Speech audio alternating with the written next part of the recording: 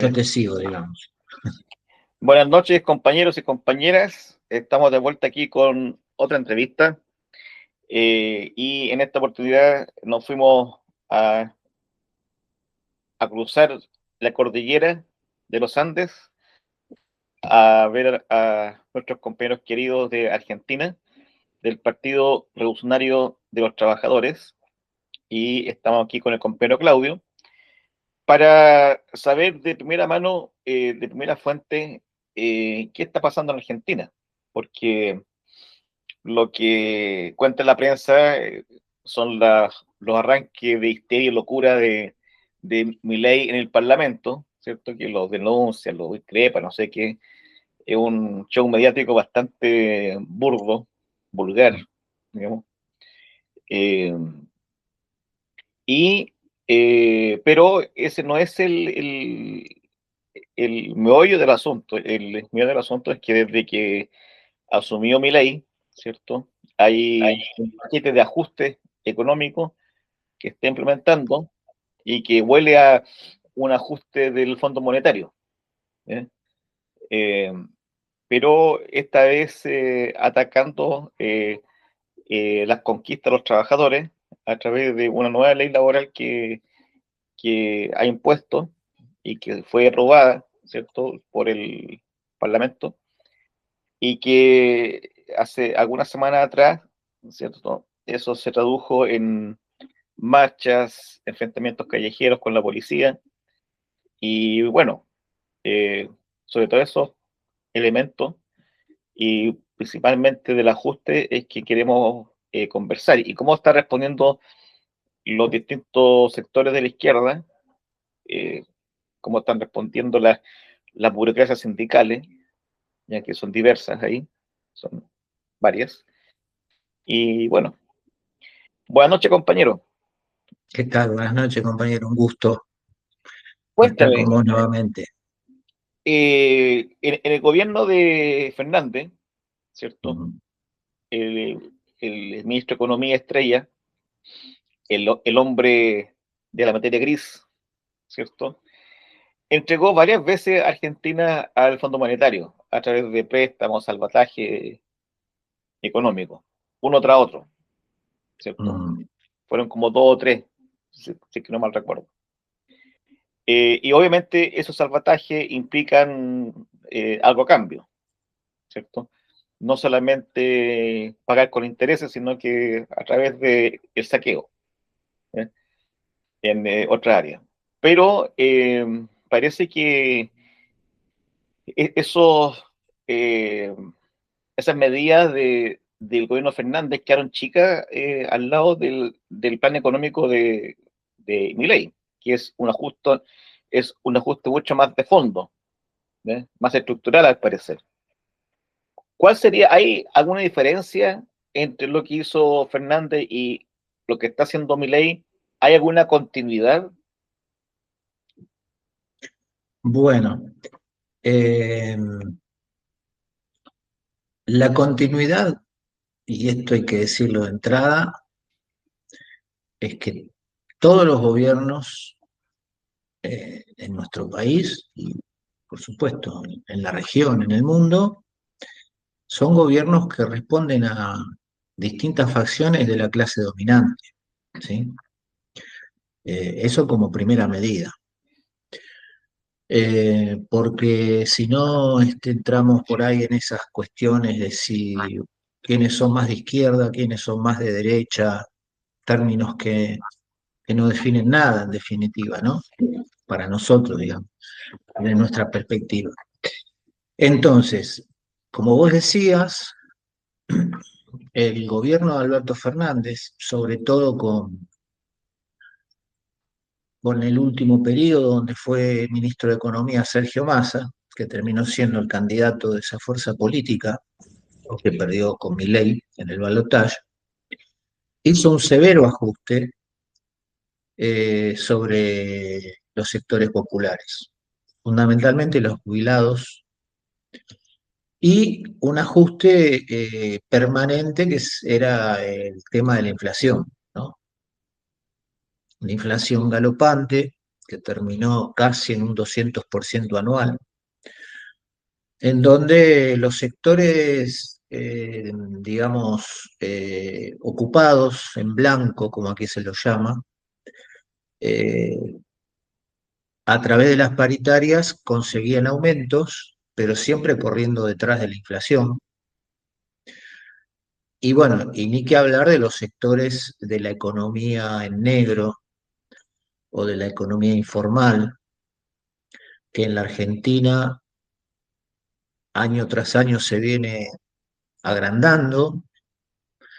Al día de hoy se calcula que un 45% de la economía de la Argentina está en los límites de la informalidad, es decir, un proletariado que no tiene ningún derecho, que trabaja en negro, que no tiene vacaciones, que no cobra aguinaldos, que está sometido al arbitrio de las patronales en cuanto a los salarios, porque tampoco tienen representación gremial. Por lo tanto, imagínate, esos sectores se veían muchísimo peor afectados por la inflación, que porque ni siquiera la podían correr desde atrás, digamos, ¿no? Esto hay que comentarlo porque eso es un gran factor que, que inclusive hoy en día sostiene cierto apoyo hacia Milei, ¿no? Sobre todo el de estos sectores que, a pesar de que no viven mejor que antes, sí tienen cierta estabilidad económica, cierta previsión. Su sueldo no les alcanza, pero no es que los precios aumentan todos los días en forma exponencial como era el anterior gobierno. Siguen aumentando los precios, sobre todo de los alimentos, pero por supuesto en un porcentaje muchísimo menor. Eh, Digo esto porque, digamos, un poquito también para entender el fenómeno Milei, ¿no? Que viene a irrumpir en un escenario de crisis política de la burguesía muy profunda, un gobierno de Fernández, como vos decías, que llegó para resarcir el mal gobierno de Macri y terminó siendo un desastre para el pueblo y fundamentalmente terminó coronando, digamos, décadas de, de aprovechamiento del Estado para un sector de los monopolios, que al mismo tiempo no lo dejaba fuera, pero sí dejaba inconformes a otros sectores de los monopolios, ¿sí? Viendo la película un poquito por arriba. Entonces, mi ley viene a ser lo que se podría denominar un 2001 pero institucional, ¿no? El 2001, vos sabrás, la audiencia le recordamos, fue una rebelión popular que se produjo acá en la Argentina, una insurrección de masas que derrocó al gobierno de la Rúa y después también hizo voltear a 4 gobiernos más que vinieron detrás de ese, hasta que llegó uno que pudo más o menos estabilizar la situación, en donde se vieron todas las instituciones, se vieron afectadas, se vieron cuestionadas. Bueno, la irrupción de Milei se podría decir eso, ¿no? Que fue un 2001 pero institucional, ¿no? Es decir, Milei encarnando todo lo que la gente tenía en contra, de lo que la gente estaba en contra, ¿no? Los políticos, los sindicalistas, eh, los empresarios, lo que él llamaba la casta, ¿no? Con ese discurso, que fue inteligente y supo captar esa. Ahora bien, llegado el gobierno de Milei, por supuesto, su representación, su gestión viene a, digamos, reemplazar al sector monopolista que antes, podríamos llamarlo, orientaba, ¿no?, al gobierno de Fernández, o lo sostenía, o lo hegemonizaba en algún punto. Digo, viene a reemplazar a esos sectores por otros sectores monopolistas, todos transnacionales. No estamos acá hablando de una burguesía nacional de un lado y una burguesía extranjera del otro. Eso en la Argentina hace décadas que ya no existe, ¿no? La burguesía se ha transnacionalizado a riesgo de, o sea, como condición de seguir siendo burguesía, digamos. Por lo cual no hay una burguesía nacional que pueda sostener ningún proyecto. Esto ya lo decía el Che en los 60, imaginémonos hoy, ¿no? 60 años después, con todo lo que cambió el mundo y lo que cambió el capitalismo. Bueno, volviendo al desarrollo de tu pregunta, Milei llega con ese discurso, pero bueno, hace un ajuste fenomenal contra los sectores populares, con la excusa de bajar la inflación, en donde, digamos, la baja de la inflación se sostiene y se sostuvo porque se han bajado jubilaciones, se han bajado salarios, se han pisado los salarios. El gobierno no acepta paritarias o no homologa paritarias a través del Ministerio de Trabajo por arriba del 1,5, el 2% mensual, cuando la inflación es el 3, es el 4, los números oficiales, ¿no? Este, que siempre son mentirosos.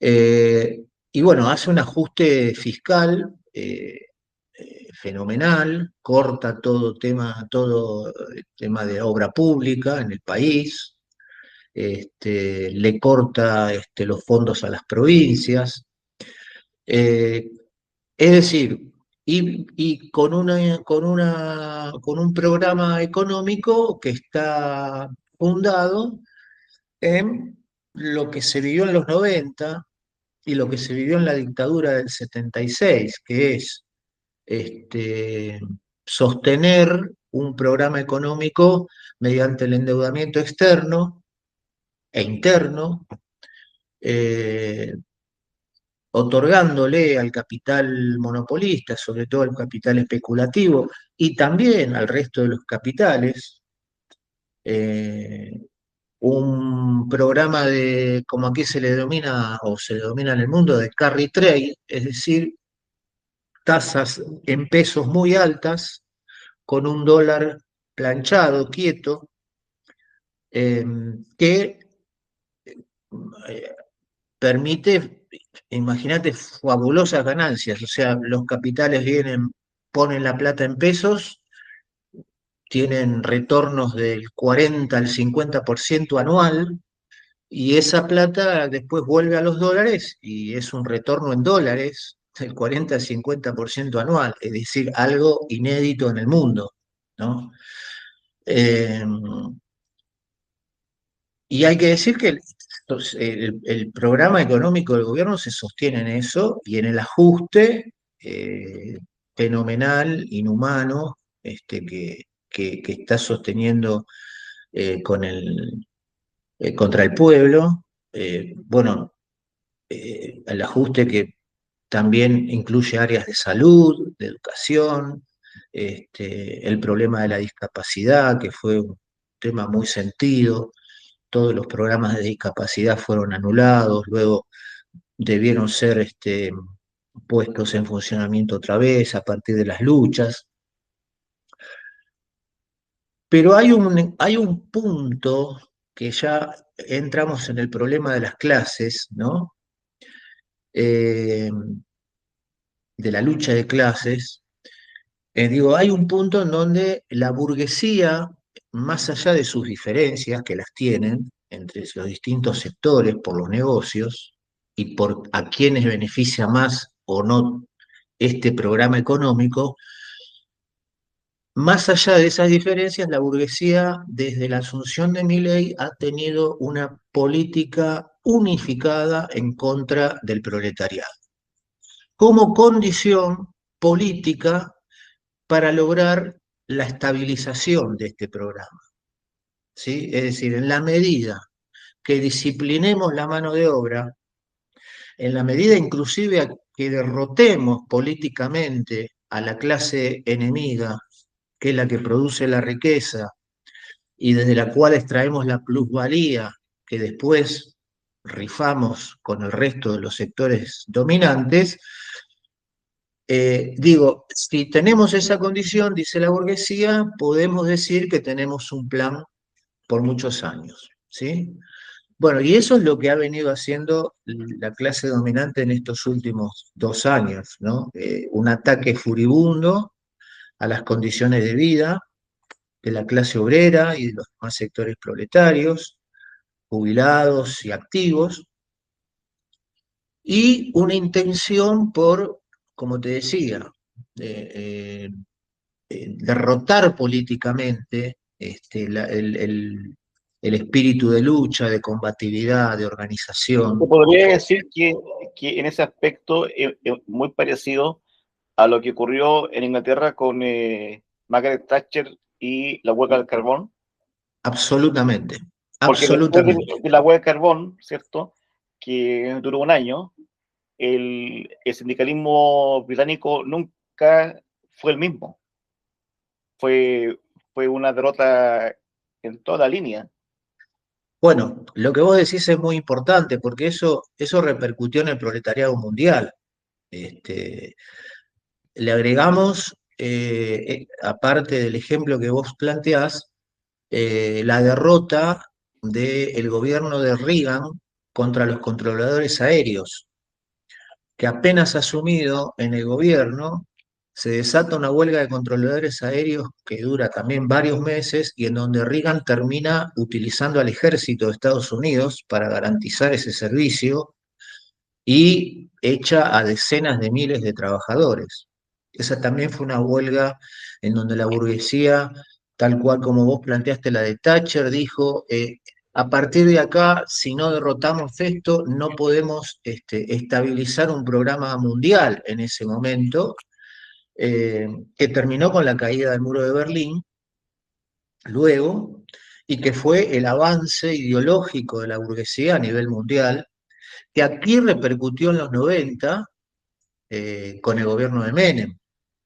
En el gobierno de Menem duró tanto el plan de estabilización precisamente porque se logró una derrota política y más que nada ideológica de la clase obrera en la Argentina, ¿no? O sea, Eh, al final de cuentas, los gobiernos como el de Milei es la ejecución décadas después del programa de Thatcher y Reagan, que eran los dos programas más puros neoliberales, digamos, de la nueva derecha. Eso, sí, porque sí, el, había como una teología, Reagan, Thatcher y Chile con Pinochet. Eran, exacto. fueron los tres modelos más puros desde el punto de vista neoliberal y que a mí me da la impresión de que Milei se empalma con esos proyectos y lo hace, digamos, en forma más cruda, en un contexto democrático, entre comillas, ¿ve? Ujú, Porque hacer estas transformaciones con los milicos en el poder es fácil porque está el fusil ahí, ¿cierto? Están los tanques. Pero ujú. hacerlo en un contexto, entre comillas, democrático, del juego burgués democrático, es mucho más difícil, a menos Sí, que sí. sea igualmente represor. Por supuesto, pero la democracia burguesa implica una estrategia de gobierno desde el engaño, ¿no? Y no desde la represión, aunque eso no es una fórmula. tenemos varios ejemplos en el mundo y en América Latina de gobiernos democráticos que llevaron adelante represiones muy importantes sobre sus pueblos, ¿no? Pero bueno, lo que vos decís, en cierta medida sí,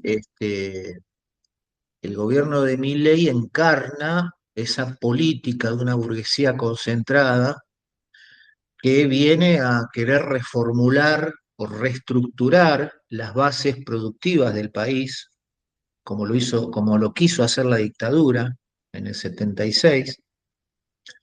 eh, y por eso, como volviendo al anterior, ese tipo de programa, que no es solamente un programa económico, es un programa hasta, yo te diría, de negocios, en donde hay sectores de la burguesía monopolista muy beneficiados y otros muy perjudicados. Eh, Habrás escuchado o leído los discursos de Milei en contra de la industria, ¿no? Eh, Detrás de ese discurso, mentiroso, por supuesto, porque eh, no hay ningún capitalismo que pueda funcionar sin industria, más allá de que sabemos que los cambios tecnológicos y los avances en la ciencia y todo eso han permitido que el capitalismo produzca con muchísima menos mano de obra que antes, ¿no? Pero, pero no ha desaparecido la industria, para nada, aunque haya inclusive perdido terreno respecto de los servicios, porque la creación de riqueza, la creación de valor está en la transformación de la materia prima, digamos, ¿no? En el trabajo humano, que crea la plusvalía que luego es repartida o distribuida y, y, hasta peleada por los distintos sectores burgueses una vez socializada esa plusvalía en el mercado, ¿no? Milei Claro, lo que... Sí, lo que ocurrió con la dictadura en Chile fue algo parecido, porque la dictadura no solamente vence a Allende, ¿cierto? Y el proyecto, sino que también se va en contra de la antigua derecha estatista, ¿cierto? claro. Y la saca de un paraguaso y la reemplaza por la nueva derecha neoliberal, ¿cierto? Y transforma el Estado de un Estado, entre comillas, de bienestar, ¿cierto? A la Sí, chilena, sí. en un Estado subsidiario, Ujú, ¿cierto? En que el Estado puede intervenir en contadas ocasiones cuando el mercado no da abasto, ¿ya? Pero en el caso de Chile, ¿cierto? El Estado no es el que genera empleo, no es el que crea industria, no es el que crea empresas, sino que es la empresa privada, el mercado. ujú, ujú. Entonces, lo que tú estás contando es muy parecido, ¿cierto?, a lo que ocurrió en Chile bajo la dictadura, pero con Milei.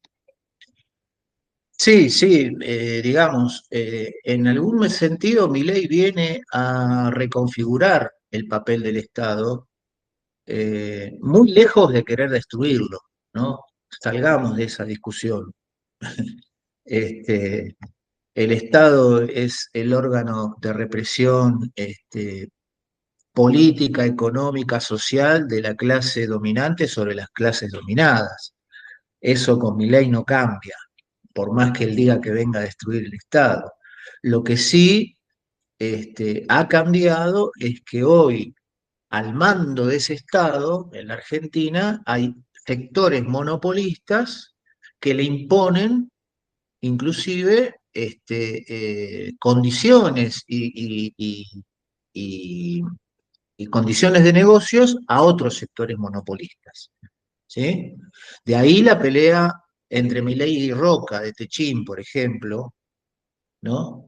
En donde, vuelvo a repetir, para estar en contra del proletariado estamos todos unidos, pero al momento de los negocios, ahí cada uno patalea cuando tiene que patalear, ¿no?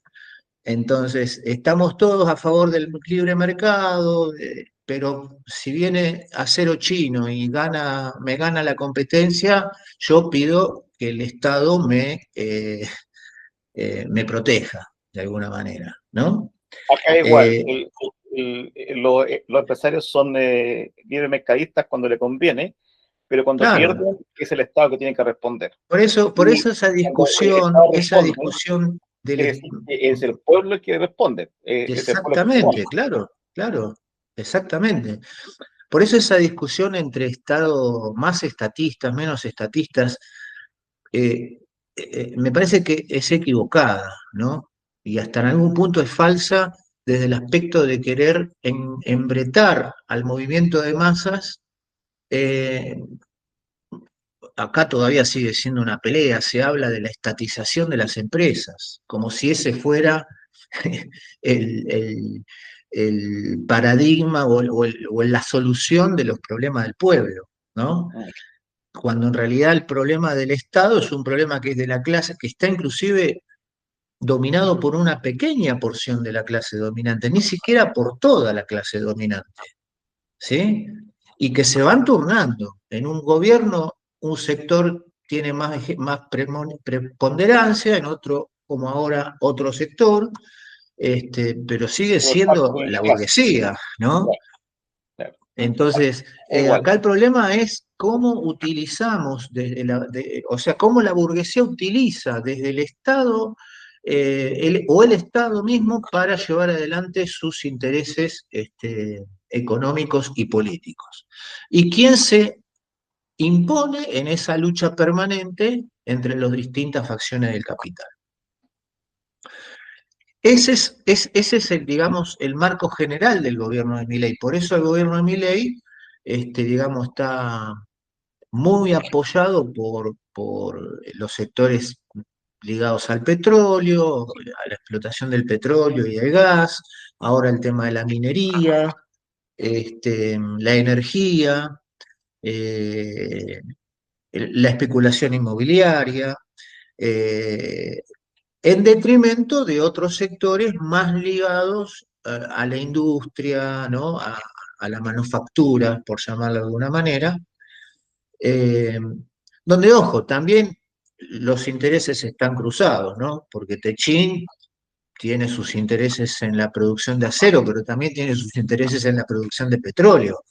Claro.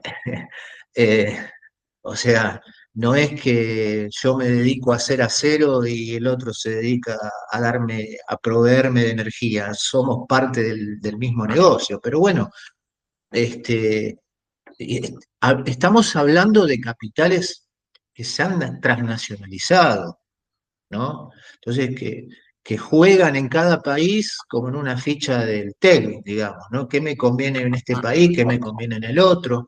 Ahora, A quién tengo que apretar acá? ¿A quién tengo que apretar allá? ¿No? ahora Entonces, la, sí, la, la prensa burguesa, prensa reaccionaria, eh, desde que asumió Milei, prácticamente que Milei está salvando a Argentina y que las mm, condiciones de vida está mejorando, que la pobreza bajó, que la inflación se bajó también, y que es prácticamente un revolucionario, ¿ya? De derecha, un loco genial, ¿ya? Eh, es tan genial que nadie lo entiende, ¿cierto? Salvo él mismo y su hermana, y mm, que se permite hacer estas locuras. En cuestiones concretas, sí. eh, las condiciones de vida del trabajador del pueblo argentino, eh, se estancó, cambió, mejoró, está peor que antes. No, cambió para mal, cambió para mal, ¿En qué cambió para sentidos mal. concretos? ¿Eh? ¿En, en qué ejemplos concretos, Bueno, por ejemplo? los ejemplos son que los salarios no alcanzan. Los salarios están en niveles, eh, medidos de acuerdo a los índices del propio gobierno, del propio Instituto de Estadísticas del gobierno, hay un inmenso porcentaje de la población asalariada que está por debajo de lo que se llama aquí la canasta básica, o la canasta, lo que antes era la canasta familiar, Ya. digamos, ¿no? Eso como primer punto. Como consecuencia de eso, ha aumentado eh,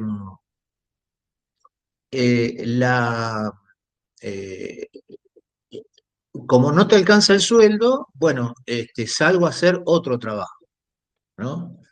Entonces, todo lo que es el tema de las aplicaciones, de choferes, de reparto de comidas, etcétera, etcétera, ha crecido exponencialmente, ¿no?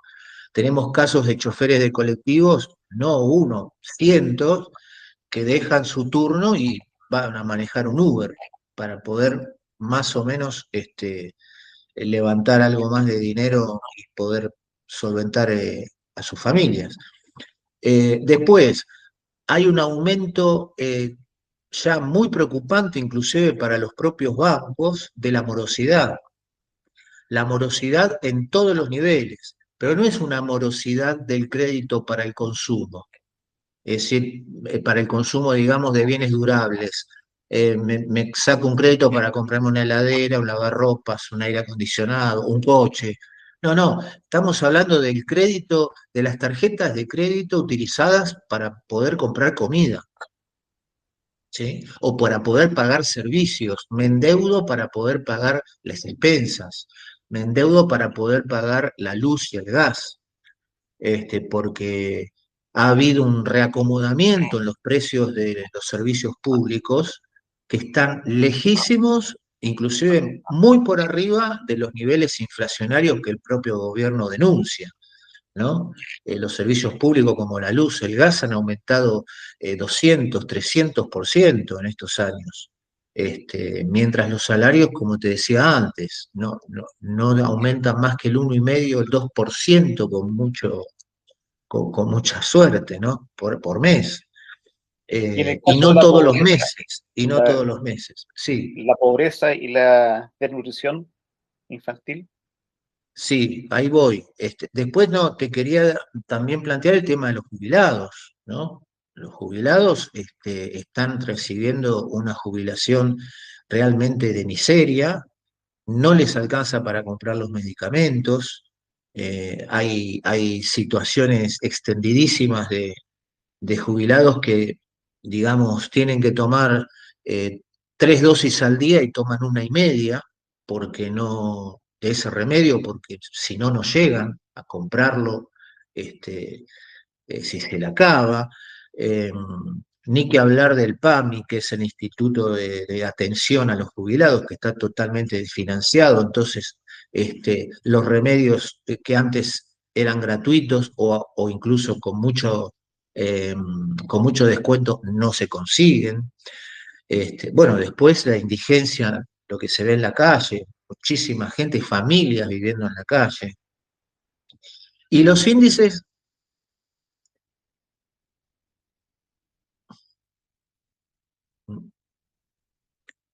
me parece que nos desconectamos.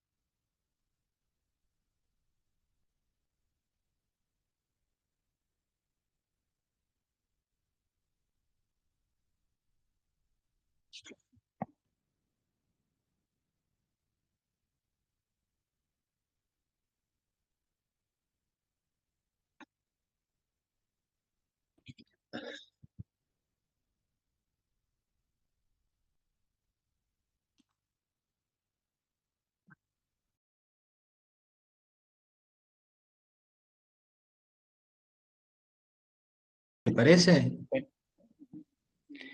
Bueno, tuvimos un percance técnico acá, se cortó la conexión, la transmisión, pero estábamos hablando con el compañero aquí con respecto a las pensiones de vida, ¿cierto? Las jubilaciones que no alcanzaban, eh, el aumento de la pobreza y la desnutrición infantil. Ujú. Estamos entrando en eso. Sí, sí, sí. Bueno, con respecto al tema de la pobreza, los índices son muy manipulables, ¿te das cuenta? En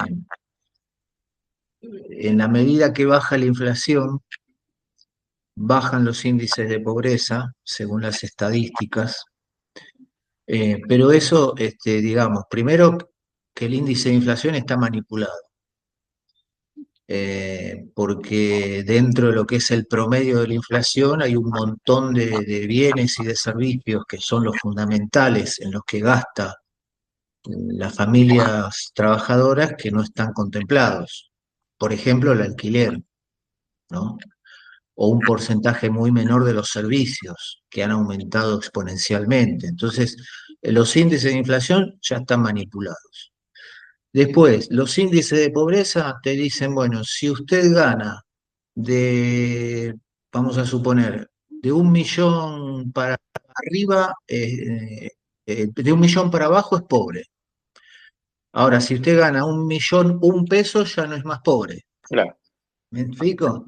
Entonces, esas cosas hay que medirlas en lo que uno ve todos los días, o nosotros tratamos de medirlas de esa manera, en lo que se vive todos los días, como hablábamos antes, que los sueldos no alcanzan, las jubilaciones no alcanzan, la gente tiene que buscarse más de un trabajo, eh, claro. el endeudamiento de las familias por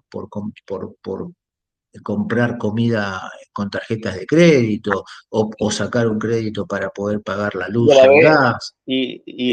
a la vez la tarjeta de crédito, yo creo que es un elemento muy efectivo para esconder la pobreza, porque el Claro, trabajador vive a futuro, exacto, ¿cierto? Vive pidiendo préstamos con la tarjeta plástica, no vive la realidad, aumenta el endeudamiento, ¿cierto? totalmente. El sueldo no le pertenece, le pertenece al préstamo. Entonces, si a ese trabajador le quitan la tarjeta, ¿cierto? Evidentemente el índice de pobreza se dispara. Seguro, seguro. Aparte, tenemos que tener en cuenta también, estos sí son cifras oficiales que responden al ente recaudador nacional de aquí, que es el que mide la recaudación de acuerdo a las contribuciones patronales y a los aportes previsionales de los trabajadores. Bueno, ese número da que más de 200.000 trabajadores han perdido su empleo en estos últimos 2 años, ¿no? Esa es gente que queda en la calle, que tiene que salir a hacer changas, que tiene que salir a manejar un auto de aplicación, o trabajar por un salario mucho menor del que tenía antes. Eh, Ahora, lo que gatilló las últimas protestas fue la reforma laboral. sí, ¿En qué consiste esa reforma laboral? ¿Por qué eso es lo que gatilla la protesta y no lo anterior? Digamos, las condiciones reales de la gente. claro. Bueno, hay que decir, por un lado, que la protesta también está muy escondida por los medios hegemónicos, ¿no? Eh, en estos últimos 2 años ha habido importantísimas protestas, todas desde el marco de la resistencia, ¿no? Por cierre de empresas, por salarios que no se cobran o que se cobran en cuotas, porque no hay se cierran las empresas y los patronales no pagan las indemnizaciones, pero ha habido muchísimo, muchísimo movimiento de luchas en estos últimos 2 años y eso se sostiene. Lo que pasa es que son luchas inconexas, luchas por objetivos muy inmediatos, no pasan todavía a un plano de lucha política en contra del programa de la burguesía. ¿Explico? Son luchas meramente reivindicativas, que son muy importantes, pero que todavía no han logrado el grado de unidad política y fundamentalmente no han logrado tener una política en sus manos verdaderamente independiente para poder erigirse como una alternativa política al programa de la burguesía. Pero luchas ha habido y sigue habiendo. Con respecto a la reforma laboral, hay que decirlo, eh, después de que el gobierno gana, entre comillas, las elecciones de octubre del año pasado, en donde, según las estadísticas oficiales, sacó un 40% de los votos a nivel nacional, pero hubo 13 millones de personas que no fueron a votar, por lo cual ese porcentaje se reduce al 25% de la población, ¿no? Que debería haber votado. Sin embargo, eso le trajo al gobierno un fortalecimiento político dentro del propio campo burgués, por un lado, y también por el lado de los sectores populares, un, un golpe que se sintió después de las elecciones por decir, bueno, mirá, lo que está pasando y todavía gana. Claro, ganará lo pirro, pero gana, digamos. Eso hizo que el gobierno tuviera más senadores, tuviera más diputados, tuviera mayor fortaleza política para negociar con el resto de la llamada oposición. Y así es que sacan este proyecto de reforma laboral, al principio que no se conocía mucho, se podía intuir, pero no se conocía realmente a dónde apuntaba. Eh, Esto se iba a tratar en diciembre, ellos querían tratarlo en diciembre del año pasado, antes del fin de año, no pudieron y pasó para febrero.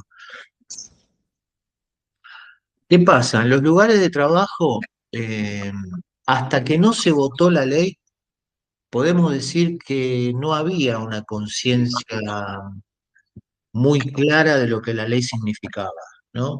Uno charlaba con los compañeros de trabajo y las reacciones iban desde, bueno, no, pero no va a ser tanto, o no van a poder, Mm.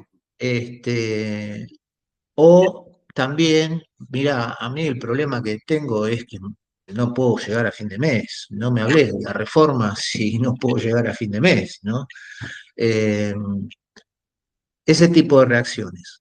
Cuando se vota la media sanción en el Senado, creo que fue el 11 de febrero, esa votación, y ahí inclusive la burguesía sale con todo un arsenal a explicar qué es lo que se había votado, ahí es como que hay una reacción mucho más masiva de decir, wow, pucha, esto viene en serio y no sé, nos están queriendo barrer con conquistas de décadas, ¿no?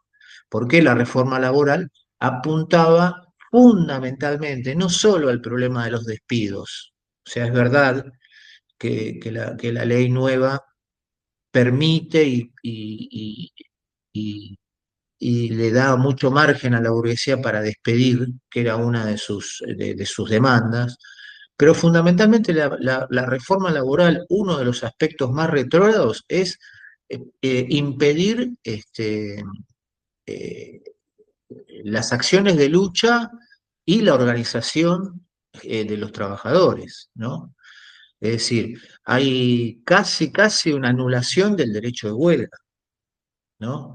Porque hay un 75, una serie de actividades productivas y de servicios a las que se le puso un límite de un 75% de garantía de que ese servicio va a seguir funcionando, aunque se declare huelga. Por ejemplo, el transporte, ¿no? Es decir, que si hay una huelga de transporte, solo puede parar el 25%. Digamos, eso no es una huelga, ¿no?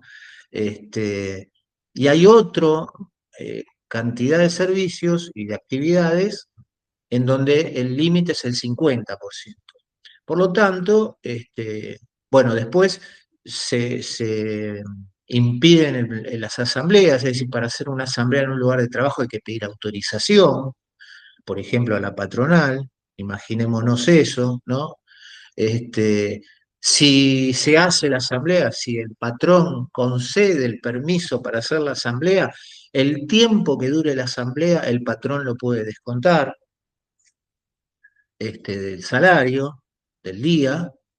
Es decir, es una ley que apunta fundamentalmente a lo que hablábamos al principio, ¿no? A quebrar el espíritu de lucha y de organización del proletariado, ¿no? Como una condición para que estas políticas se puedan implementar y se puedan sostener en el tiempo.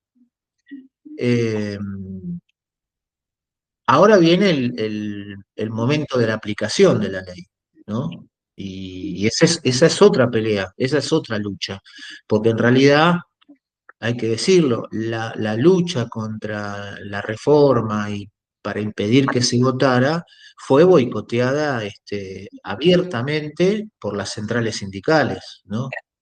Tanto las oficialistas, o la oficial como es la CGT, que dispuso solamente un paro en todo este tratamiento de la ley, sin movilización, como algunos sectores sindicales que en teoría están en contra de la conducción oficial de la CGT, pero que también han hecho movilizaciones de compromiso a las 12 del mediodía, cuando nadie puede ir a una movilización a esa hora porque se trabaja si no hay paro, digamos, ¿no?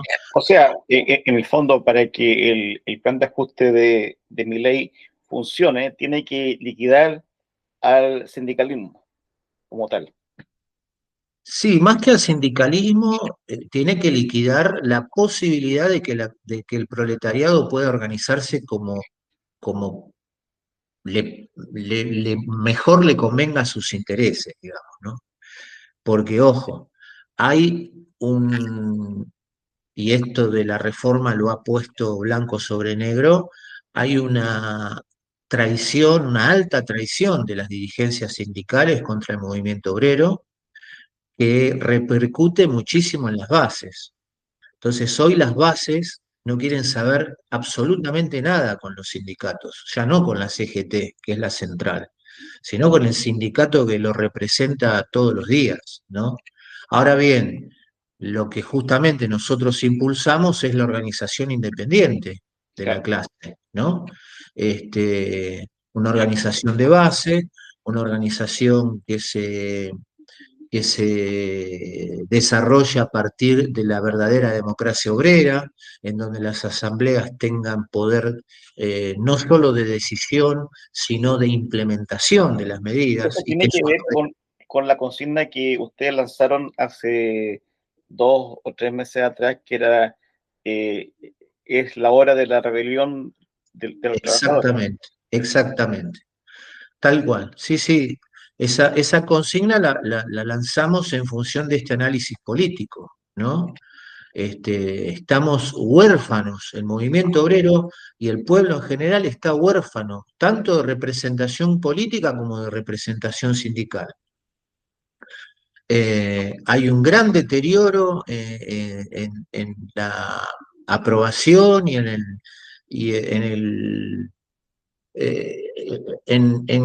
todo lo que ha hecho durante todos estos años, tanto los partidos políticos tradicionales y no tanto, como los sindicatos burocráticos y no tanto los que se dicen que no lo son.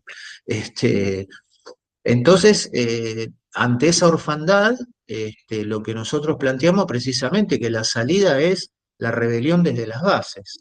Es decir, pasar por encima de lo que tengamos que pasar para poder realmente tener la posibilidad de llevar adelante luchas en donde realmente nuestros intereses estén defendidos, no por ninguna representación burocrática, sino por la masiva participación de las bases trabajadoras. Y Ahora, eso implica una ruptura mm, que inevitablemente va a tener que venir con todas estas estructuras que juegan, en definitiva, para el plan de la burguesía, ¿no? claro. Ahora, desde mi perspectiva, la pelea electoral parlamentaria nunca ha tenido mucho sentido, ¿ya? Pero dado el contexto actual, eh, perdió todo sentido, ¿ya? Eh, porque si son capaces de imponer este tipo de ajuste y afectar los derechos históricos de los trabajadores, el Parlamento pasa a ser una cosa de administración y de represión descarada, ¿cierto? O sea, ya evidente y patente. Eh, Absoluto. ¿Cómo justifican los partidos de izquierda que todavía están inmersos en la parte electoral eh, su incursión en ese campo a sabiendas de que el sistema es cada vez más autoritario, dictatorial, represor, con rasgos fascistoides? Eh, ¿Cómo lo justifican? Porque con ese nivel de represión económica, ¿cierto? Y política y de todo tipo, eh, seguir mendigando migajas es, es, ni siquiera se podría decir que son oportunistas, sino que es indigno. ¿Mm?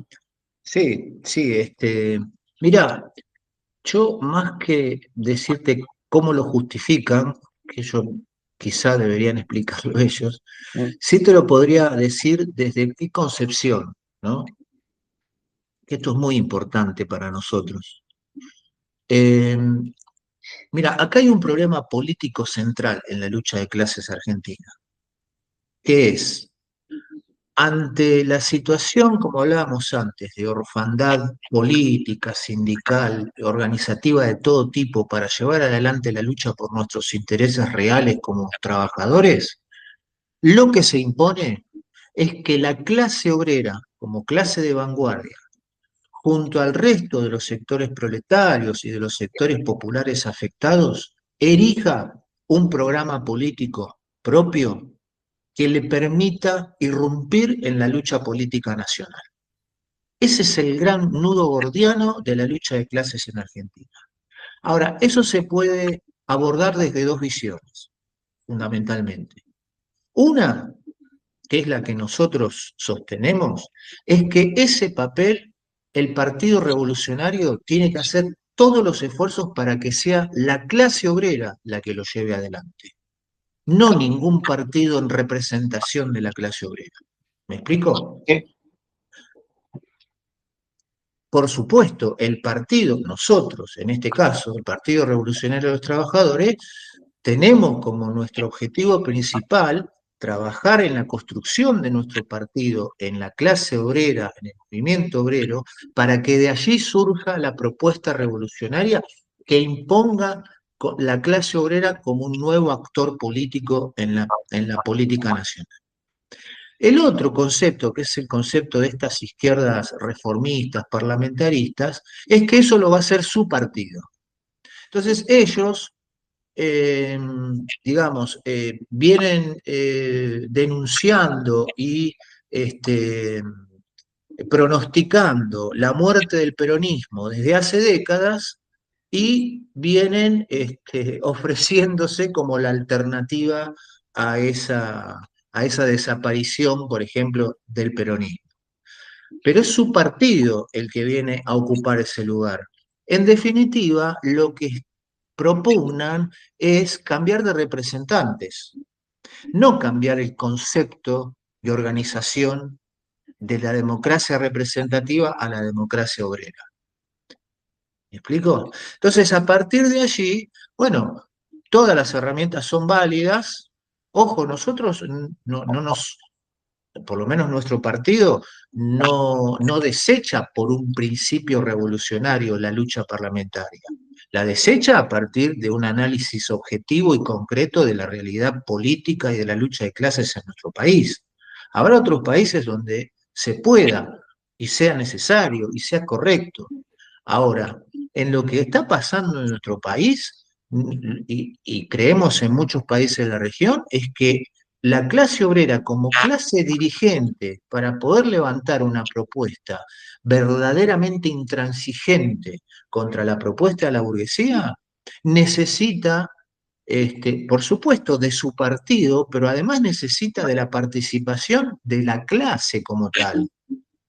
¿No? De ahí que nosotros sostenemos la construcción de la unidad desde abajo con una concepción de poder popular, de poder allí donde nace la producción, ¿no? Y con una unidad entre las distintas empresas de una zona o de una localidad, la unidad con el resto del pueblo organizado en esos lugares, los clubes, los centros de jubilados, los trabajadores de otros sectores como la salud, la educación, etcétera, etcétera, etcétera, pero desde los lugares donde nace el poder de la clase que es en la producción. Ese concepto de doble poder, ¿sí? O de poder popular, no se choca, digamos, antagónicamente con la concepción de ganemos más diputados para tener más fuerza en el Congreso. En definitiva, no resuelven nada. Sí, entonces, ¿qué hago yo si soy de esa izquierda? Y yo busco votos. Voy a las luchas para buscar militantes para nuestro partido y buscar votos que me permitan tener más diputados. Cambio, desde nuestra concepción, vamos a esos lugares para construir el partido, porque el partido de la clase obrera hay que construirlo con una vanguardia organizada desde la concepción leninista, pero no para suplir el papel que la clase obrera tiene que jugar y el resto de las masas tienen que jugar en un proceso revolucionario. Dentro de ese proceso habrá partidos de diferentes tendencias donde se disputará la dirección política de ese proceso, pero no que los partidos reemplacen el papel de las masas. Yo creo que ahí está, digamos, la esencia del drama, si se quiere, de la política argentina, que al no entenderse esto, se está buscando alternativas que en definitiva no llevan a ningún lado. Claro. ¿Me Ahora, explico? Si lo que estamos hablando, si de lo que estamos hablando es de tener verdaderamente una estrategia de lucha por el poder, o sea, por el derrocamiento de la burguesía y por que la clase obrera y el pueblo tengan el poder para poder construir o empezar a construir la sociedad socialista. claro. Ahora las condiciones nacionales o lo que ocurre dentro de un país siempre está ligado a lo que ocurre afuera, ¿cierto? Y lo que ocurre afuera en estos últimos tiempos ha sido bastante vertiginoso, digamos. tenemos el secuestro de Maduro y Cilia Flores, con 100 muertos, 32 compañeros cubanos que fueron, parece, los únicos que dieron cara ahí. Posteriormente, el desembarco del jefe de la CIA a Venezuela, el jefe del FBI, el ministro del Interior, restablecimiento de las relaciones diplomáticas, envío del oro venezolano a Estados Unidos. Y por otro lado tenemos un poco más allá, ¿cierto?, la incursión de soldados norteamericanos en Ecuador. Y sin contar, ¿cierto?, la guerra en Irán. ¿Cómo ha afectado ese cuadro, ¿cierto?, en todo en todo el quehacer interno? Porque dentro de toda esta guerra, intervenciones, secuestros, planes laborales, Milei salió diciendo que Argentina iba a ser parte de la guerra con Irán, está feliz con la OTAN, en fin. Sí, se declaró el presidente más sionista del mundo, sí. Claro. Y, digamos, en respuesta a eso, Irán dijo que Argentina era su enemigo. Imagino que ahí estaba temblando Milei, pues, buscando algún misil que le podría llegar.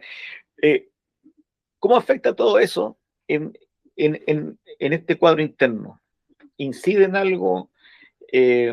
¿Mueve la brújula? ¿Qué pasa? Bueno, mirá, desde el punto de vista de lo que es el posicionamiento del gobierno argentino con su alineamiento incondicional con Estados Unidos y con Israel, eh, eso desde ya ha tenido un efecto. Por ejemplo, en las elecciones, o antes de las elecciones de octubre pasado, Estados Unidos hizo una intervención directa en la economía argentina e impidió que el plan económico del gobierno, como hablábamos al principio, depende del financiamiento permanente de los capitales fundamentalmente especulativos, decía, impidió que ese plan se cayera, ¿no?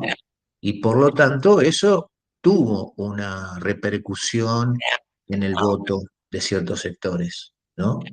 Que vieron el abismo ahí, nomás por decirlo así, y dijeron, si damos otro paso en falso, esto no sabemos cómo puede terminar. Eso desde el plano económico, para darte un ejemplo, el ministro de Economía, el presidente del Banco Central, el actual canciller de la Argentina, Pablo Quirno, y 6 o 7 funcionarios más de primer nivel que manejan hoy la economía en la Argentina, son exfuncionarios del JP Morgan. Es más, el CEO del JP Morgan estuvo aquí en la Argentina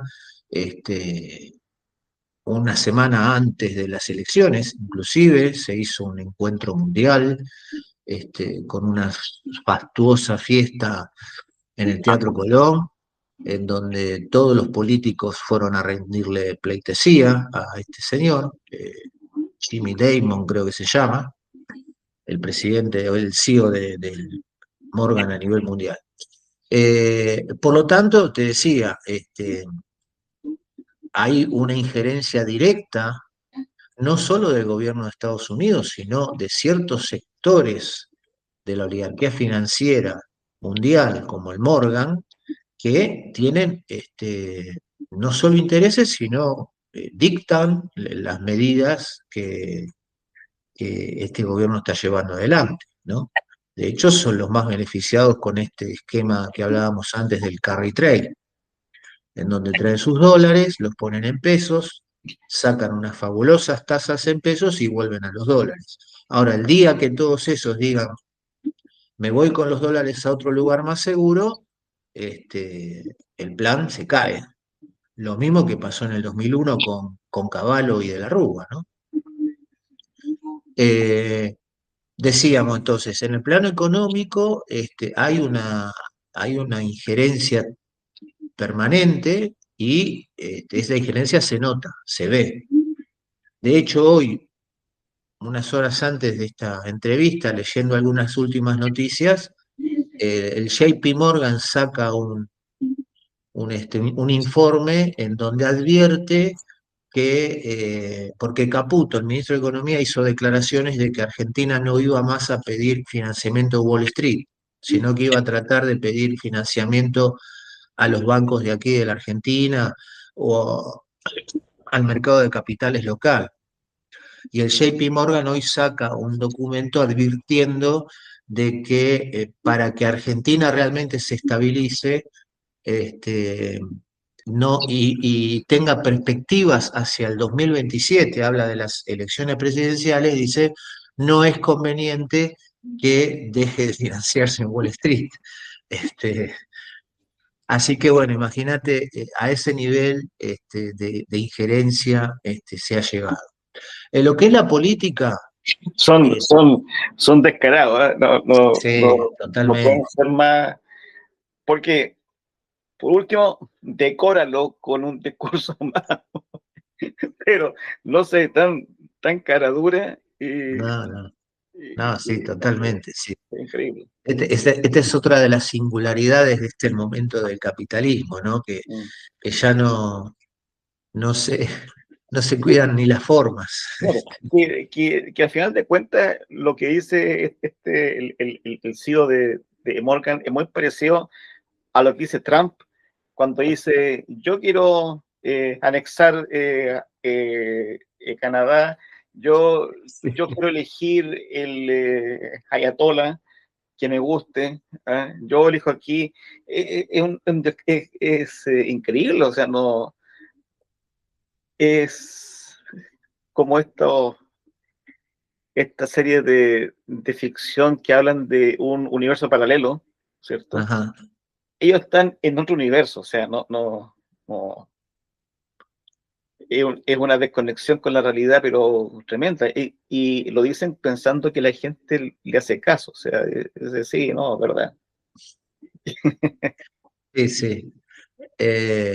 Y más todavía, yo entiendo que eh, todas estas expresiones de esta, de este paralelismo que vos planteabas recién, de estas serie de incongruencias, inclusive lo que se ve ahora con respecto a la guerra en Medio Oriente, que un día dicen una cosa, al otro día dicen otra, a las horas se contradicen entre ellos mismos, etcétera, etcétera. Eh, Tenemos que verlo dentro de lo que es el marco de la crisis mundial del capitalismo, ¿no? Y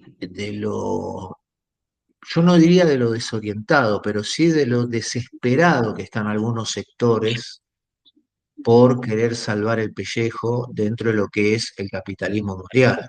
Yo creo que eso se nota particularmente en la política de Estados Unidos, ¿no? Eh, en donde evidentemente, bueno, el otro día hubo unas declaraciones muy interesantes del ministro de Guerra de Estados Unidos, este tal Pete Hegseth, creo que se llama, algo así, en donde claramente plantea que la guerra contra Irán se da en un marco en donde Estados Unidos busca por ese medio una superación de la crisis de superproducción, ¿no? Y las pruebas están a la vista que pareciera que está saliendo al revés el asunto, ¿no? Porque la suba del precio del petróleo y la amenaza de que se corten los suministros de petróleo y de gas de esas zonas del mundo, del planeta, hacia el resto de las economías del capitalismo, está trayendo un desbarajuste muy importante en la economía mundial, ¿no? Eh, y bueno, eh, eh, se puede empezar de dos maneras: dentro del desorden, arrebato lo que puedo, o, digamos, buscando el orden, produzco más Claro, desorden todavía, ¿no? Pero bueno, en esa situación estamos asistiendo a una crisis capitalista de magnitudes, yo diría, inéditas, en el marco de dos potencias que están luchando por una hegemonía, eh, el imperialismo, o sea, un país imperialista en declive y un país imperialista que viene en ascenso. este, a partir de allí, digamos, todas las acciones y todo lo que es las decisiones políticas y económicas que se puedan tomar en cualquier oficina de cualquier país del mundo están directamente condicionadas por esa disputa, ¿no? Y claro, esa claro, crisis del capitalismo, en donde eh, necesita necesariamente quemar fuerzas productivas para poder generar un nuevo ciclo de reproducción del capital. claro. No, Eh, y en mi caso, por lo menos, he estado leyendo a algunos autores que son cercanos a mi ley, como Agustín Laje, ¿sí? mm, y, y claro, uno conoce a mi ley a través de sus acciones, pero si uno lee la filosofía o la ideología de los mentores, es, es de una locura, de un fascismo, pero increíble. Increíble. Y lo dicen, lo escriben con toda su altura de cuerpo, ¿ya? Una visión del mundo y la humanidad, pero medieval. mm. Y, y claro, lo interesante de leer a estos tipos es que lo que ellos escriben, en el fondo, es su estrategia. ¿Ya? Y despliegan todos sus argumentos sin ningún problema. Y cuando uno ve la complejidad, o sea, la totalidad de su planteamiento es macabro. O sea, Hitler es una monja de claustro. O sea, no eh, queda chico Hitler. ¿Eh? Porque eh, la única forma de que estos tipos tomen el control total es a través de la guerra total. Y la guerra total no solamente caotizar un, un área del mundo, sino que es caotizar el mundo entero. Y, y yo digo, los miles de millones de personas, los miles de millones de arsenales atómicos caotizados, es, es, un, es, digamos, el fin del mundo, en el fondo. Sí, sí, Entonces, sí. la mentalidad belicista llega a tal grado que incluye dentro de sus cálculos el redibujar todo lo que hoy día conocemos como mundo, fronteras, relaciones internacionales, poderes, zonas de influencia, todo, pero para llegar a eso es la guerra total. No hay otra forma. Sí, sí, sí. Digamos que hay ejemplos en la historia que muestran que es así, ¿no?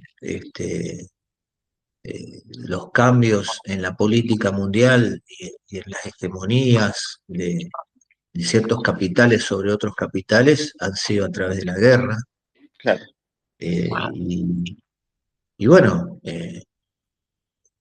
acá hace décadas que venimos asistiendo a una guerra en el plano comercial que es rapaz, que es permanente, y bueno, en algún momento esa guerra eh, del comercio pasa a las armas, ¿no?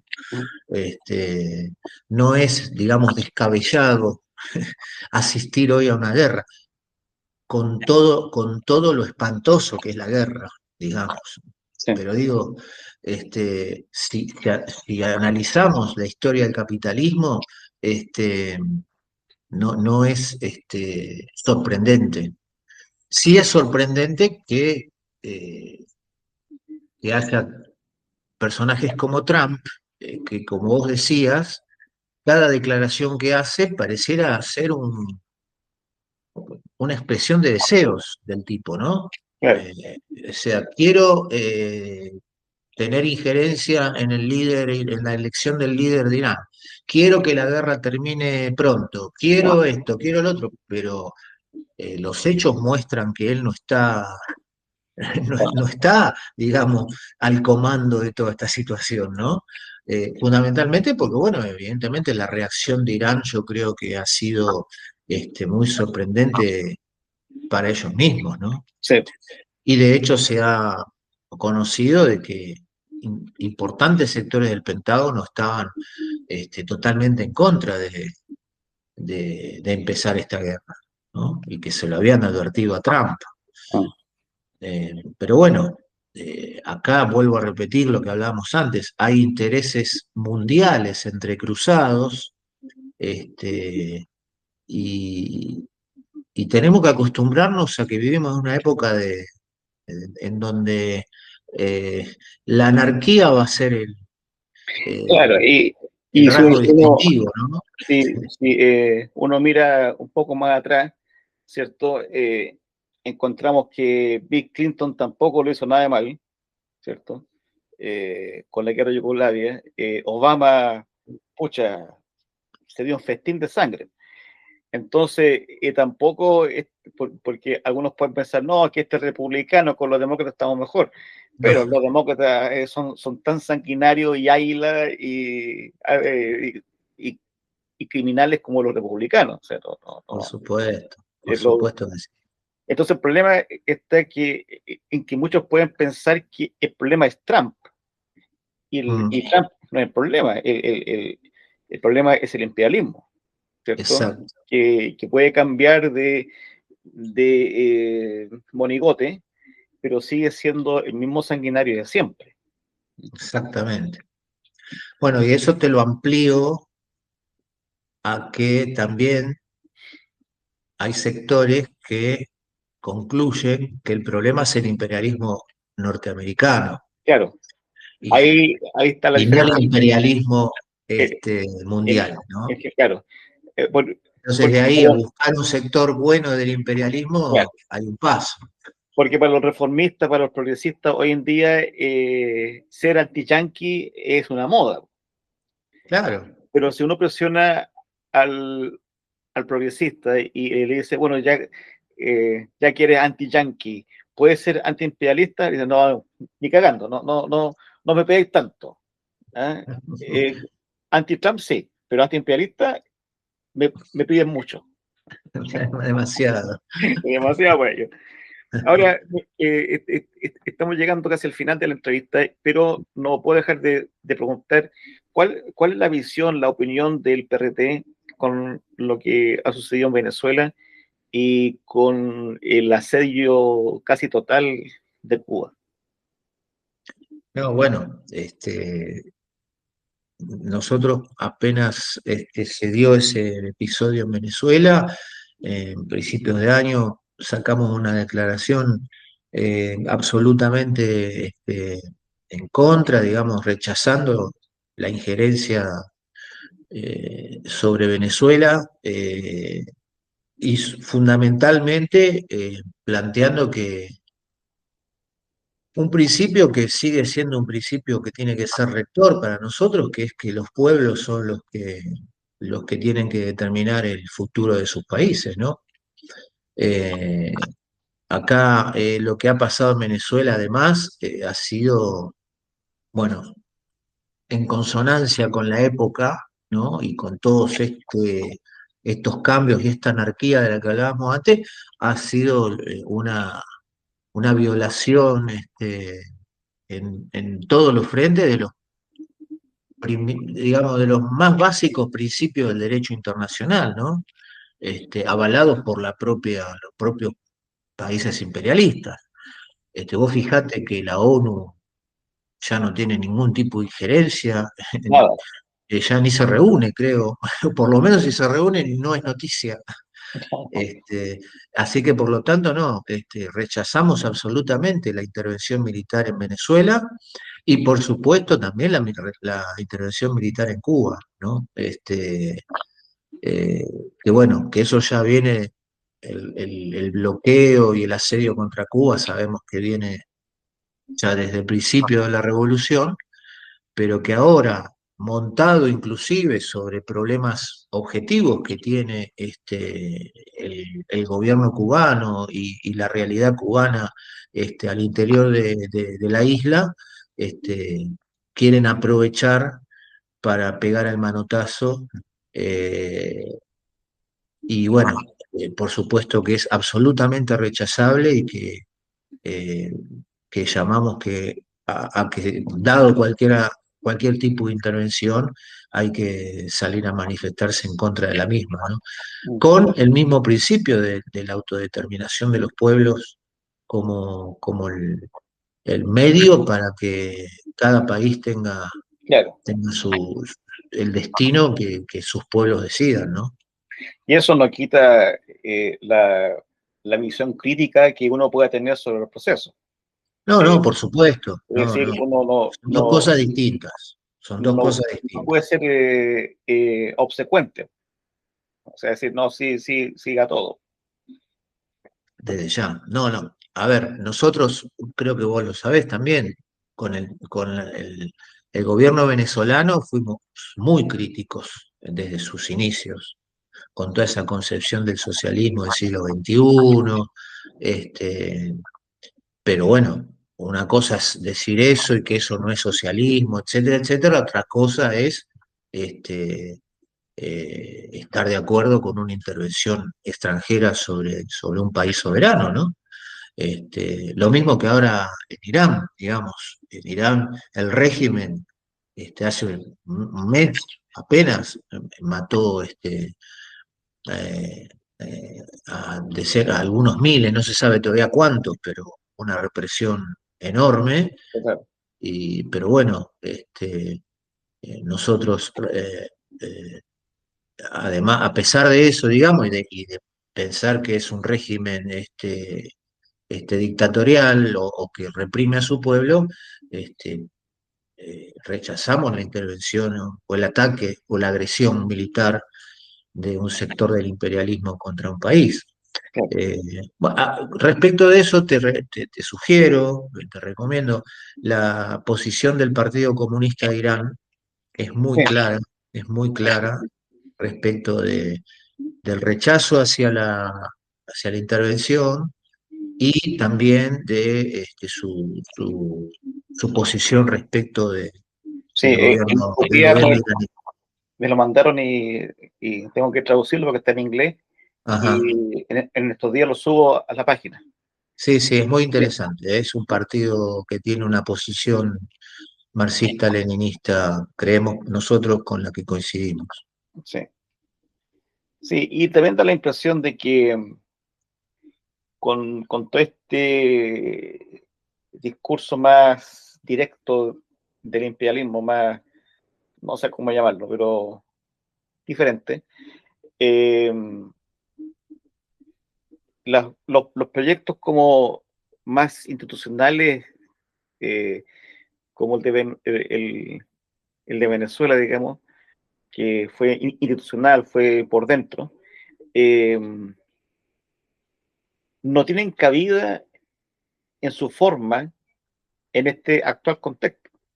Es decir, si el imperio tiene la voluntad y la capacidad de invadir, sacar presidente, dirigir, qué sé yo, y decir yo quiero esto, yo quiero esto otro, la forma, la estrategia que deben tener los sectores revolucionarios tiene que ser distinta y incorporando ese hecho que antes no estaba. Porque antes hacían operaciones encubiertas, hoy también, pero yo creo que son contadas ocasiones en que se ha secuestrado un presidente en ejercicio. Sí. Salvo Lumumba, ¿cierto? Ujú. En el Congo, pero eso fue, digamos, público, evidente, y lo mataron, digamos, ¿no? A vista paciencia del mundo. Pero esta intervención, como dice Trump, una intervención buena, amigable, ¿ya? Eh, amistosa, tiene que ser un elemento que los partidos revolucionarios consideren al momento de elaborar su estrategia, porque la estrategia tiene que ser creo yo, frontal, cosa de eliminar todos los elementos de peligro que pueden haber posteriormente. Sí, claro, porque, bueno, ahí entramos en el problema de con qué estrategia y fundamentalmente desde qué clases, porque el problema acá es que las guerras están hechas entre burgueses. Los pueblos son los que pagamos los platos rotos, los que es la carne de cañón de la guerra. Pero la guerra es entre burgueses. Es decir, nosotros estamos en contra de la guerra imperialista, no así en contra de las guerras revolucionarias, ¿no? Son dos cosas distintas, dos conceptos muy distintos. Entonces, al momento de poder hacer la operación que hizo Estados Unidos en Venezuela, secuestrando al presidente de ese país, este, acto seguido estaba el acuerdo con el resto del gobierno venezolano. Entonces, evidentemente, digamos, en algunos puntos la burguesía se pone de acuerdo y dice, bueno, si hay que sacrificar a uno, lo sacrificamos, pero los negocios los sostenemos, ¿no? Eh, y vos fijate que se decía que y China, por ejemplo, iba a ser uno de los más afectados por el petróleo, porque no iba a poder comprar más petróleo venezolano. Esta semana, una empresa norteamericana que ya está funcionando en Venezuela le vendió un barco entero de petróleo a China. Es decir, acá el problema sigue siendo que los pueblos estamos mirando desde abajo todavía los procesos. Desde ya que si hay una revolución proletaria que tiene que llevar adelante su propia defensa de la revolución y del país, lo va a tener que hacer desde otra concepción, no desde la concepción burguesa de la guerra. Este, y bueno, me parece que ese es un punto fundamental cuando hablamos de la lucha por el poder, ¿no? Por eso es importante no caer en las apreciaciones equivocadas de que un gobierno, porque se dice socialista, es socialista. Venezuela nunca fue socialista. Las relaciones de producción nunca se tocaron en Venezuela. Es más, la clase obrera venezolana fue reprimida por el gobierno venezolano. Y ahí no hubo un cambio de régimen, hubo un cambio de gobierno, pero no un cambio de régimen, es un cambio del poder que pasó de las manos de una clase a otra clase. Entonces, ese problema sigue siendo un problema cardinal de la política y de la estrategia revolucionaria. ¿Qué clase es la que gobierna y llega al poder y a partir de ahí genera políticas para sus pueblos y de defensa de su revolución y de su soberanía desde una concepción totalmente antagónica a la que conocemos, ¿no? Así es, así es. Bueno, esperemos que en la semana siguiente Trump no dé a conocer otra lista de intenciones y deseos. Sí, bueno, perdóname, pero para cerrar lo que estábamos hablando recién, lo que queda claro es que sigue siendo imperiosa y cada vez más necesaria o más imprescindible, digamos, la necesidad de revoluciones proletarias en el mundo. Porque si no, esto, como decías vos antes, termina muy mal para la humanidad, ¿no?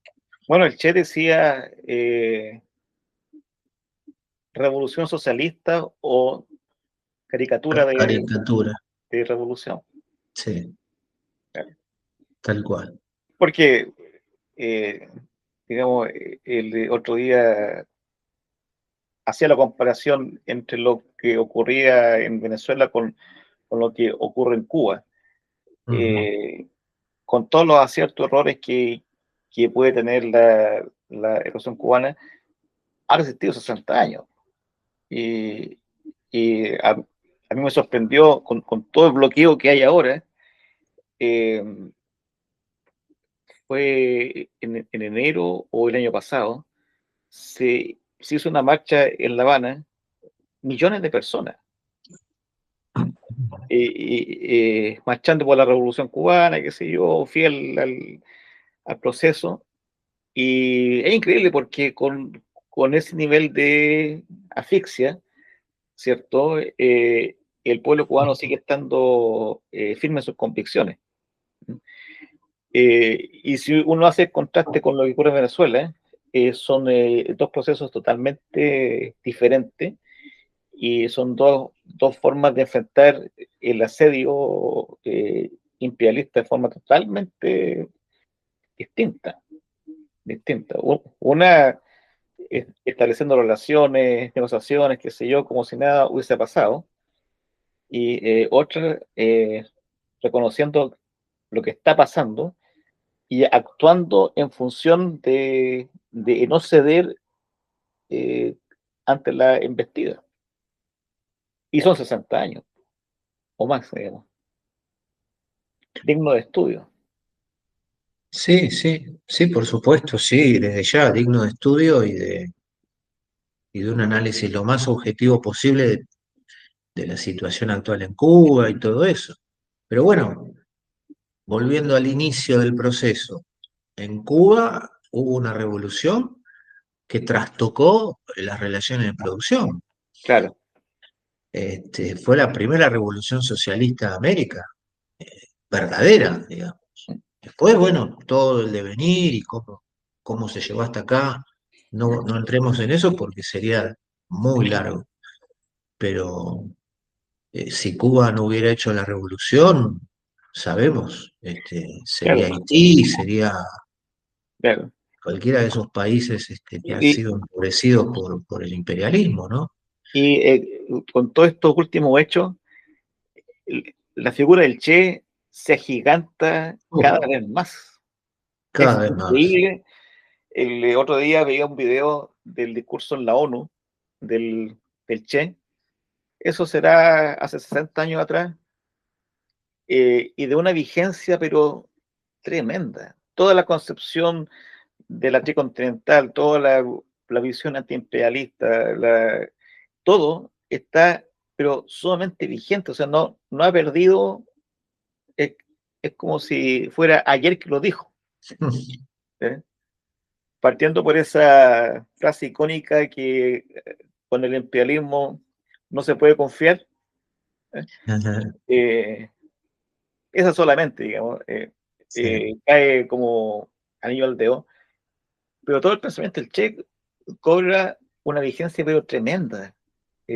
Hoy día como ningún otro teórico, como ningún otro revolucionario. absolutamente, sí, sí. Sí, Increíble. sí.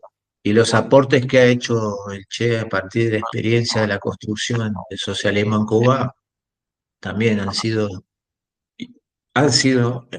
muy profundos y deben seguir siendo estudiados Mm. y leídos por lo menos para saber qué es lo que no hay que hacer cuando, Claro, cuando se haga la revolución, ¿no? así es, así es. Muy bien, compañero.